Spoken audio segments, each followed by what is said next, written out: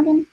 I'm a graduate student at MIT in the Department of Aeronautics and Astronautics, and my research interests are optics and photonics for space applications. Perfect, thank you. So can you provide a little bit more information about the field you specialize in, especially aerospace engineering? Sure, yeah. Aerospace engineering is a really big field. There's a ton of stuff. It pretty much encompasses anything that flies or goes to space. So it's kind of like a cool combination of all of the engineering disciplines, which is what I really like about it. For me specifically, I'm really interested in optics. I'm really fascinated by how light moves, how we can use light to measure things like other planets, or we can use it to measure our own planet from space. So I'm really passionate about optical instruments for spacecraft. So that's kind of what I've been focusing on in grad school. Great, perfect, thank you. Optics sounds very interesting. I haven't heard of it, but thanks for shedding more light about it. What led you to pursue aerospace engineering or specifically optics? Yeah, it's a good question. In high school, I really liked physics. I kind of started out as more of like a bookish kid, so I wasn't really considering a STEM field at all. And the first physics class I took, I just absolutely loved it. I thought it was the coolest thing in the world. That you could like use math to predict what was going to happen in the real world. I thought it was just magic. It was so cool. And then I was really excited about it. So one of the guidance counselors at my school, I think, was like passing out flyers for an internship program over the summer at a NASA center that's in Maryland called the Goddard Space Flight Center. So I kind of just applied on a whim, and luckily, one of the things I applied to actually took me on. So I had the really awesome opportunity to visit NASA Goddard Space Flight Center as a high schooler, which was super cool. And that's definitely what kind of sparked my interest in space in general. It was awesome after only a year of high school physics, just to see what they were doing. I was doing like space weather forecasting, and it was super fascinating. And it really just like made me feel like a scientist, and like that was something I could do. And I just got really excited about the whole field and kind of just stuck with it ever since. Understandable. I'm actually taking physics next year, so that sounds interesting now that I think about it. Yeah. So if someone was interested in pursuing aerospace engineering, what pathway would they take? How would they like accomplish what you've accomplished so far? I think like from the high school perspective, definitely like math and science classes are probably the most relevant. Something that's pretty unique about aerospace in terms of engineering is that it kind of consists of a huge, like just huge group projects. So experience with working with other people and good communication skills also become really important. So focusing on like your writing skills and your ability to read and understand information and then kind of explain that information to other people. Just any sort of practice with that is also super relevant. But yeah, it's pretty important, I would say, and just definitely passion. Like it's a hard field. The projects take a very long time, and it takes like a ton of people and a lot of effort just to get anything to happen because you're sending stuff so far away. You can't really like take a break and try again once it's out there. It just has to work. So I think definitely having a passion for what you're doing helps a lot too. I think you actually answered my second question, which was how would someone know they're good for aerospace engineering? I mean, anything else to add on to that question, or was that pretty much it? Sure. I think for anyone who's like passionate and excited, there's a ton of work to be done. It's a really exciting time for aerospace. There's a lot of science, like interesting science happening on Mars and Venus and other planets. There's exoplanets to look at, planets around stars that aren't our sun. There's a lot of Earth observation happening. There's a huge boom in like communication satellites. People are trying to send people for space tourism. Like there's just crazy stuff going on in all these different fields. So it's a very busy and active time. And there's a huge amount of, like, if engineering and STEM aren't your thing, there's just a huge amount of other things to do. So there's business people who are really needed, and there are people who are good at like graphic design and communicating and like science communication. There's just so much to do. So there's definitely a place for everyone in the space field if they're excited and want to be there. Perfect. It sounds like it's actually a very broad topic, so a lot of people can go into it. So have you faced any obstacles in going into aerospace engineering? Yeah, it's one of those fields where it's traditionally kind of dominated by men. I think to this day, women make up about 12% of the workforce, and that's not enough. It's not great. It can be pretty intimidating and scary, especially as a young woman just walking into a room and not seeing anyone who looks like you. There's a pretty big diversity problem. Like people of color are vastly underrepresented. I think those are the big challenges that a lot of people are trying to fix, but I think there's a ways to go. So I'm excited to hear about this program that you guys are doing. I think outreach efforts like this are super important, and hopefully can make a big difference. Thank you. Do you have any ideas onto how to improve the STEM field so that it's not mostly male dominated and white male basically dominated? Yeah, I guess something that I try to do personally is sort of outreach like this. I've just in undergrad and grad school, I try to kind of volunteer to go visit different classrooms through Skype a Scientist, or before COVID, we would actually go to schools in the Boston area and kind of teach classes about STEM just to try and get kids excited, and you could kind of target different demographics by like choosing where you go to the schools. I think in general,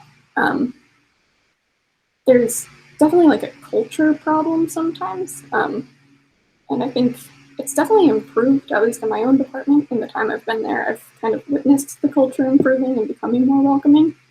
But yeah, just basic respect and kindness, I think, are always good things. And sometimes people feel like if you're super smart, you don't have time to also be kind, and you don't have time to be a good team player.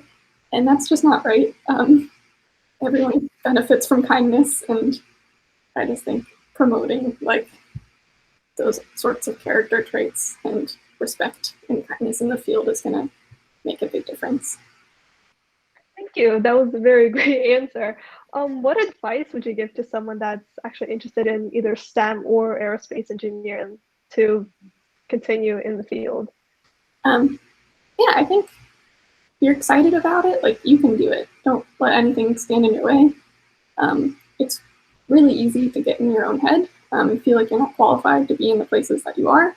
Like I personally struggled with a lot of imposter syndrome just throughout my career. Every time I kind of get to the next level, I think like, oh my gosh, how did I get here? This is a huge mistake. Someone's going to find out.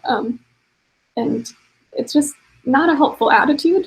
So trying to figure that out earlier rather than later is something I would definitely recommend. I would definitely try to figure out like if something is hard for you, like one, is it really what you want to be doing? Like do some soul searching. Like don't force yourself into doing things that aren't what you love. Like you could just be sort of in the wrong sub area, and it could just be like if you moved a little bit to a different area, you'd be a lot happier. Two, if like your environment is making it bad for you, and, like can you do anything to change your environment? Can you talk to an advisor? Can you find people you trust and try and make it a better place for you? And I think just getting involved, like as a young student, getting involved in the women's groups on campus, like the Women in Aerospace Engineering group at MIT, made a big difference for me, so that when I was kind of struggling with imposter syndrome, I had a group of friends I could chat with who had similar experiences to me. So I definitely recommend taking advantage of those sorts of resources, and if they don't exist, trying to start them and make them happen. And yeah, I think that sort of sums it up. Sort of rambling, sorry. No, it was perfect. Thank you. It's actually a very good tip because a lot of people do struggle with finding their field, and two, continuing in that field. So thank you for that experience. What will be your future plans in your career or aerospace engineering after you're done with the PhD program? I'm not quite sure yet. I have a little ways to go, but I really, really like doing research. So I like working on research projects that are trying to develop new technology and demonstrate them in space. So I kind of see myself working at a place like NASA or some government lab or just research lab in general. That's kind of where I see myself. For people who have PhDs, there's a lot of different opportunities of places to work. So like staying in research, you can work for NASA or a lab, but there's also like university jobs. You could try to be a professor, you could try to be a researcher at a university. You could just go into industry, like there are a lot of industry jobs as well.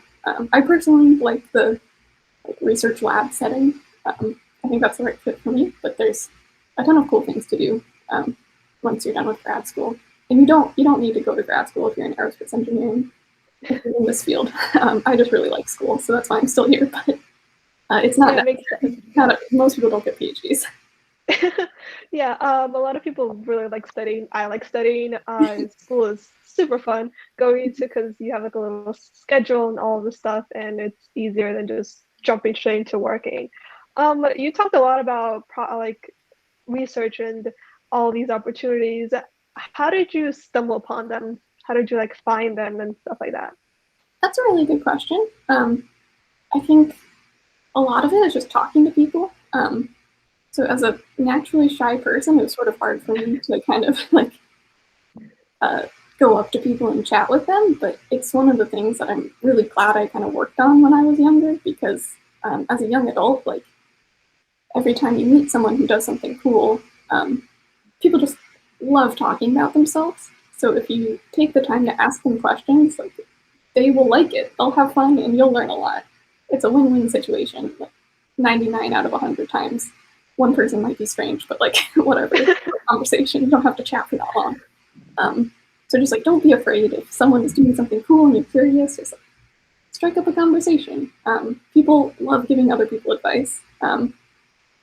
That is kind of how I found a lot of my opportunities. Is just kind of emailing people who worked in the area or adjacent to it and being like, "Do you know anyone who does this?" And then you're like, "Hey, can I chat on the phone with you?" And then you have a phone call and you're like, "Hey, do you have interns at your place? Like, do you want people to work with you?" And usually they're like, "Yeah, sure." Like, some companies have more like you have to apply and go through a whole interview process, but you can get pretty far just by like asking people questions and showing that you're interested in that way. Of course, thank you. Especially during COVID, it's complicated to kind of like go outside and find these opportunities. You have to do a lot of emailing. Yeah. That's of course not the best conversation because one, you may not know how to email, and two, you can't really connect with the person during email. So it's great to do like physical conversations, but you can't during COVID. So Yeah. very complicated. I won't be afraid to ask for a phone call too. Like people generally have 15, 30 minutes that they're willing to chat. And talking on the phone is sort of like awkward for like I feel like I'm on the tail end of people who are used to it from our childhood, and like people younger than me have never talked on the phone, so it's intimidating, but it can be done. It can be fun. Like I wouldn't be afraid to like ask for a face to face, like Google Meet, Zoom call, just chat on the phone. Like most people would just be flattered and happy to chat, but that's been my experience at least.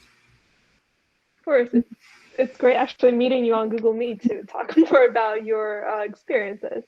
So, also, what would be your favorite project? Going cycling back to the second to last question. What was your favorite project or internship that you've taken? That's a really good question. I think one of the things I'm kind of proudest of, during my first couple of years in grad school, I was working on a satellite project called DEMI. It's the Deformable Mirror Demonstration Mission.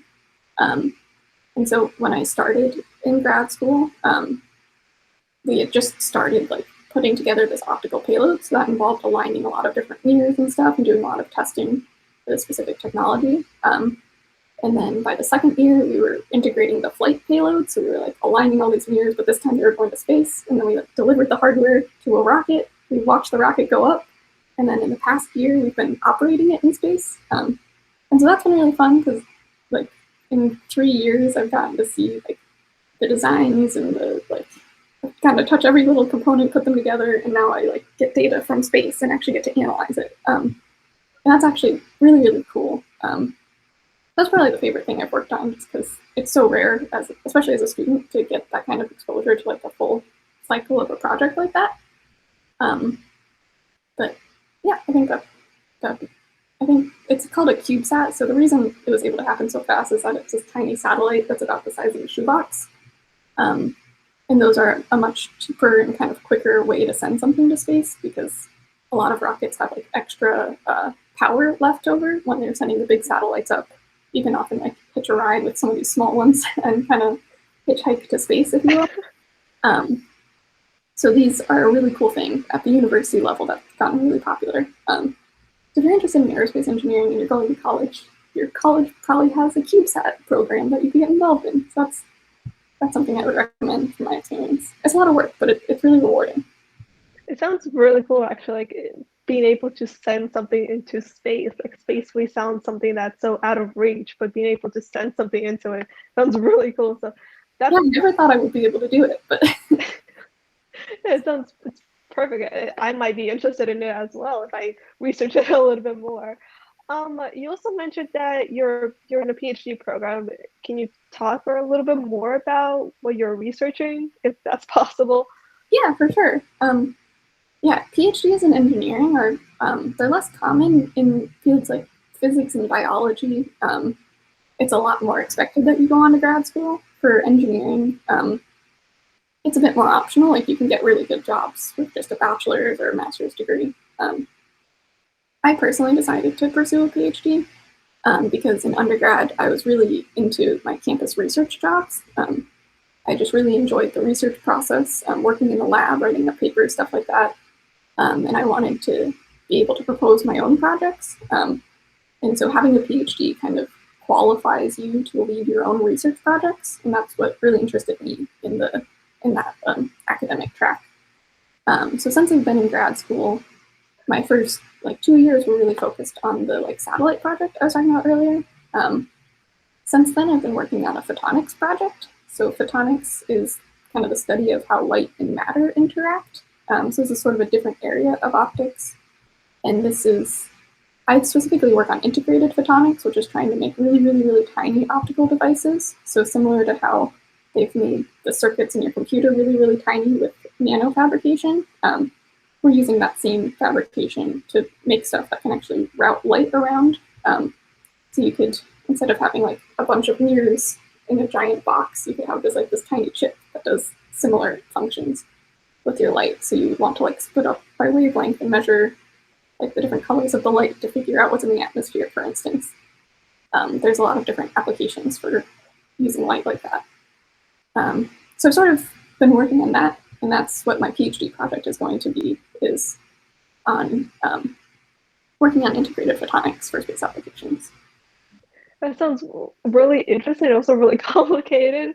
It's a mouthful. It's sort of hard to explain, but it's very fun. I like it. It sounds definitely interesting. I will definitely try to research it a bit more. Sorry about that. So yeah, thank you about that. Additionally, since aerospace is such a interesting topic, what kind of impact is it making on like a communal or global field? That's a really good question. I think that aerospace is one of those fields that kind of seems really out of reach because it's very expensive and very research intensive. But when you look at the numbers, like NASA's funding is like less than a penny of every tax dollar that people pay. Like it's actually a pretty small portion of the federal budget. But every dollar invested in space research actually gives back to the economy with like a 7 times return on investment. Because it's really about asking like very hard questions, inspiring people, and figuring out very cool technology that later on has applications on Earth. So the transfer of technology is one big way that space kind of contributes back to the Earth. But there's also a lot of ways to use space resources to help the planet. So remote sensing is one big one, like knowing the weather every day and predicting storms saves lives because we know when a hurricane is coming. And that really depends on satellites in space doing a good job. Communications.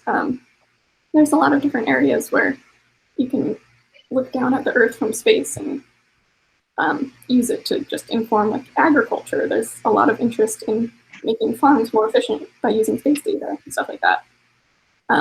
So there's kind of 2 parts to it, like the technology development and the data you can capture, having like a bird's eye view of the whole globe. Can really give back. That's a really good question, though.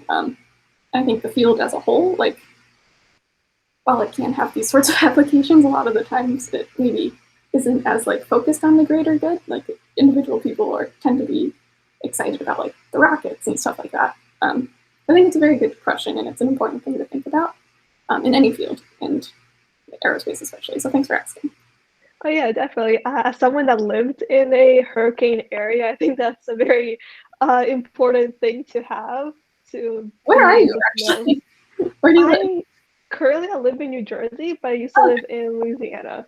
So um, that was a very hurricane driven area. So yeah, yeah. it's definitely important to know when hurricanes are coming.